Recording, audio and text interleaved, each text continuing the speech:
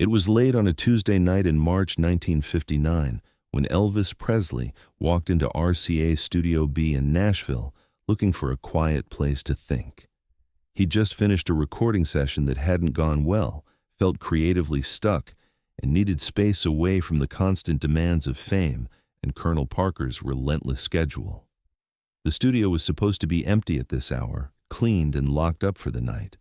But when Elvis pushed open the studio door, he found someone inside. A black man in his mid-50s, wearing a janitor's uniform, was in the middle of the empty studio floor, performing what looked like a carefully choreographed dance. But it wasn't dancing. The movements were precise, controlled, powerful, punches and kicks executed with perfect form, blocks and strikes flowing into each other with martial precision. Elvis stood frozen in the doorway, watching this janitor move through what he would later learn was a karate kata, a formal sequence of defensive and offensive techniques practiced as a kind of moving meditation. The man was completely focused, unaware he was being observed, lost in the rhythm and discipline of his practice. When the kata ended, the janitor turned and saw Elvis standing there. For a moment, both men were silent, processing this unexpected encounter. The janitor, whose name was Hank Williams, no relation to the famous country singer who died 6 years earlier, recognized Elvis immediately but didn't react with the usual fan excitement or nervousness. "Mr. Presley," Hank said simply, nodding respectfully. "I apologize. I thought everyone had gone home. I'll finish cleaning and get out of your way." "What was that?" Elvis asked, still standing in the doorway. "What you were just doing."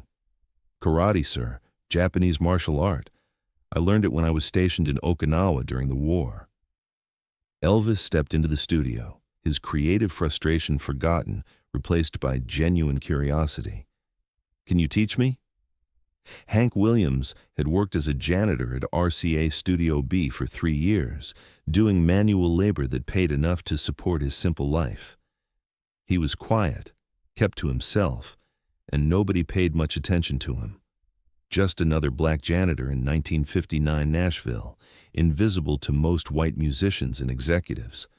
But Hank had served in the U.S. Army during World War II and stayed through the Korean War, spending years in Japan and Okinawa where he'd studied karate seriously, earning advanced ranks under Japanese masters who rarely taught Americans. When he'd returned to America in the mid-1950s, his military service and martial arts expertise meant nothing in Nashville's segregated job market. He'd taken the janitorial position because it was steady work, keeping his karate practice private. Now, here was Elvis Presley, the biggest star in music, asking this janitor to teach him karate. "Mr. Presley," Hank said carefully, "I don't know if that's appropriate. I'm the cleaning staff. You're Elvis Presley." "So?" Elvis said. "You know karate. I want to learn. What's inappropriate about that?" Hank looked at this young white man, barely 24 years old, already impossibly famous, seemingly unaware of or unconcerned with the social boundaries that governed interactions between white stars and black janitors in 1959 Nashville. "You understand that in this city, in this time, people might not look kindly on a black man instructing a white man, especially someone as famous as you," Hank said. Elvis was quiet for a moment, considering this. Then he said, "Then we'll do it privately. After hours when the studio's empty, just you and me. Nobody else needs to know." And that's how it started. 3 nights a week, after the studio closed, Elvis would return and Hank would teach him traditional Okinawan karate, emphasizing discipline, focus, and spiritual development as much as physical technique. Elvis approached karate wanting quick results and impressive techniques, but Hank insisted on starting with basics, proper stance, breathing, meditation, the philosophy underlying the movements. "Karate isn't about fighting," Hank explained during one of their early sessions. "It's about self-mastery. The techniques are just tools for understanding yourself, for developing discipline and focus." Elvis, used to being the star, found himself a beginner who had to submit to a teacher's instruction, and the teacher was a janitor. But in that empty studio with the lights dimmed and the world locked outside, Elvis and Hank created a space where none of that mattered. Hank was the master, Elvis the student. The usual hierarchies of race and fame and wealth dissolved into something simpler and more profound. A teacher sharing knowledge with someone genuinely eager to learn. As months turned into years, the karate lessons evolved into something deeper. Hank shared the Buddhist and Taoist philosophy he'd learned from his Japanese teachers. He talked about concepts like mindfulness, non-attachment, finding peace in the present moment. These ideas resonated with Elvis, who was increasingly troubled by the demands and emptiness of fame. "You live your life performing for others," Hank told Elvis during a session in 1961. "On stage, in movies, even in your personal life, you're always Elvis Presley the star. But who are you when nobody's watching? Who is the man beneath the performance?" Elvis didn't have an answer, but the question haunted him, pushed him to think more deeply about his life and his choices. Hank became more than a karate instructor. He became a confidant, a spiritual advisor, someone Elvis could talk to honestly without fear of judgment or exploitation. While Elvis's other relationships were complicated by fame and money and expectations, his relationship with Hank was pure. Student and teacher, two men meeting in a neutral space where the external world's hierarchies didn't apply. Elvis progressed steadily in his karate training under Hank's patient instruction. By 1964, he'd earned his black belt, a genuine achievement representing years of dedicated practice. But Hank insisted the black belt wasn't an ending but a beginning, the point where serious learning could actually start. During the 1960s, while Elvis was trapped making formulaic movies he hated, his karate training with Hank remained one of the few parts of his life that felt authentic and meaningful. 3 nights a week, sometimes more when his schedule allowed, Elvis would go to wherever Hank was working. Hank had moved to different janitorial positions over the years, following better pay and conditions, and they would train together. Elvis eventually brought his Memphis Mafia members into the training, hiring other karate instructors to teach them. But Elvis's sessions with Hank remained private, sacred, something he protected from the carnival atmosphere that surrounded the rest of his life. As Elvis advanced, earning higher degree black belts, eventually reaching 8th degree, an extraordinary achievement, he never forgot that Hank was his first and most important teacher. Whenever Elvis demonstrated techniques or talked about karate philosophy, he credited "my first master" without naming Hank, protecting their private student-teacher relationship from public scrutiny. In the early 1970s, when Elvis was struggling with prescription drug addiction and the grinding repetition of Vegas shows, his training sessions with Hank became increasingly important as one of the few times he felt centered and clear-headed. Hank could see Elvis's deterioration, tried to talk to him about it using the gentle teaching methods he'd always employed. "The body is a temple," Hank said during a 1974 session. "You're poisoning your temple. The techniques I've taught you are meaningless if you're destroying yourself from inside." Elvis knew Hank was right, but by then he was too deep in addiction to change course. Still, those training sessions remained islands of relative sanity in an increasingly chaotic life. What made Elvis and Hank's relationship remarkable wasn't just the martial arts training or even the spiritual guidance. It was that two men separated by race, age, and social status had formed a genuine friendship based on mutual respect that transcended all those barriers. In 1959, Nashville and Memphis, such friendships were rare and socially dangerous.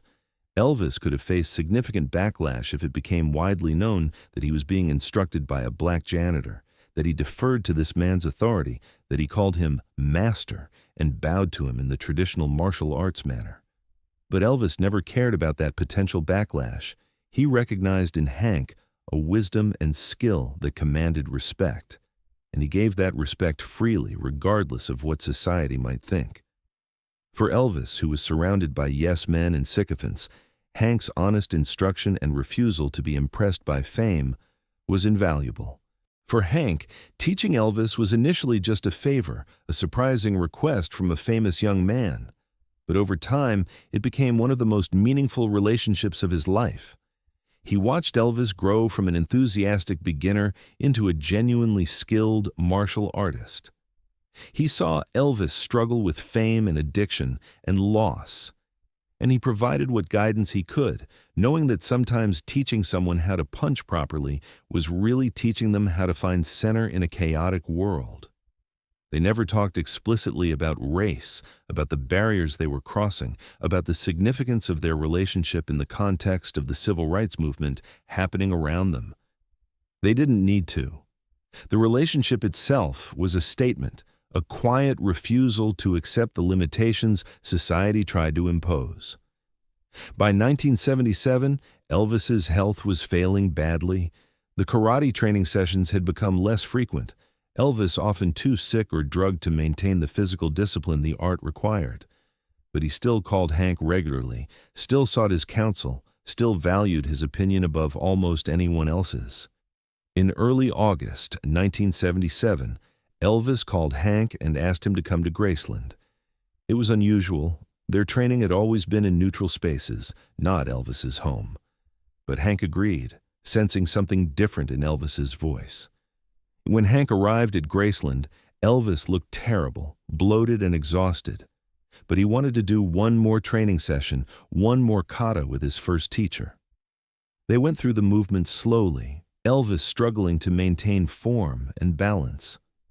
When they finished, Elvis bowed deeply to Hank, holding the bow longer than protocol required. "Thank you, Master," Elvis said, "for everything, for 18 years of patience and wisdom. You gave me something real in a life full of fakeness." Hank helped Elvis to a chair. "You were a good student," Hank said, "better than you know. You learned the techniques, but you also understood the philosophy. That's rare." They talked for hours that day, about martial arts, about life, about regrets and gratitude. It was the last time they saw each other. Elvis died on August 16, 1977, less than 2 weeks later. At Elvis's funeral, Hank Williams stood in the back of the service at Graceland, one of the only black mourners in the crowd. He hadn't been officially invited, but he'd come anyway to pay respects to his student. A reporter covering the funeral noticed this older black man in a simple suit standing quietly in the back and asked who he was. "My name is Hank Williams," he said. "I was Elvis's karate instructor, his first teacher." The reporter's eyes widened with recognition. Elvis had occasionally mentioned his first master in interviews. "You're the one he always talked about?" "I suppose," Hank said. "What was he like as a student?" Hank thought for a moment. He was humble, eager to learn, respectful. He understood that true mastery isn't about dominating others, but about mastering yourself. "I taught him karate, but he taught me something too." "What's that?" "That the barriers we think are permanent, the divisions society tells us are natural, they're all illusions. In that training studio, we weren't a black janitor and a white superstar. We were just a teacher and a student, both trying to understand something deeper than ourselves. He showed me that was possible, even in a world that insisted it wasn't." After the funeral, Hank returned to his small apartment in Nashville. He never sought publicity from his connection to Elvis, never wrote a tell-all book, never tried to profit from their relationship. He continued working, continued practicing karate, and kept his memories of teaching Elvis private, sacred. It wasn't until the 1990s, when martial arts historians researching Elvis's karate background, that Hank Williams's role became more widely known. By then, Hank was in his 80s, retired, still practicing karate daily despite his age.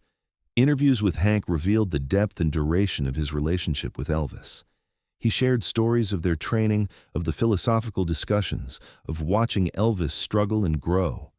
He spoke with the same quiet dignity that had characterized their entire relationship, never exploiting his connection to Elvis, always speaking of him with respect and affection. "People ask me what it was like to teach Elvis Presley," Hank said in a 1995 interview. "But to me, he was never Elvis Presley the star. He was my student. And I was proud of him, proud of his dedication and his growth, the fame, the movies, the music, that was all separate from what we did together in that training space. Hank Williams died in 1998 at age 94, still practicing karate, still teaching occasional students, still carrying the memory of his most famous pupil.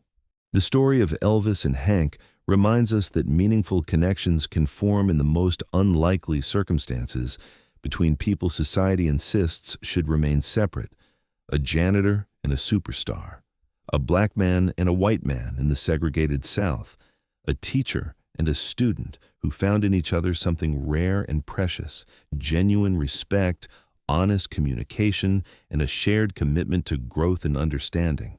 Elvis called him master, not because protocol required it, but because Hank truly was his master, the teacher who shaped not just his martial arts, but his thinking about discipline, focus, and the search for meaning beyond fame and success.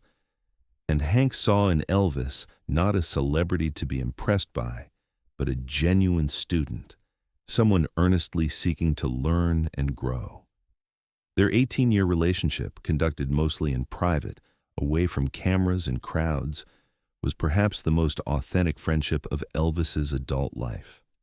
And it proved that when two people meet in a space of mutual respect and genuine desire to learn from each other, all the barriers society erects become irrelevant, transparent, powerless to prevent the kind of human connection that transcends race, class, and fame.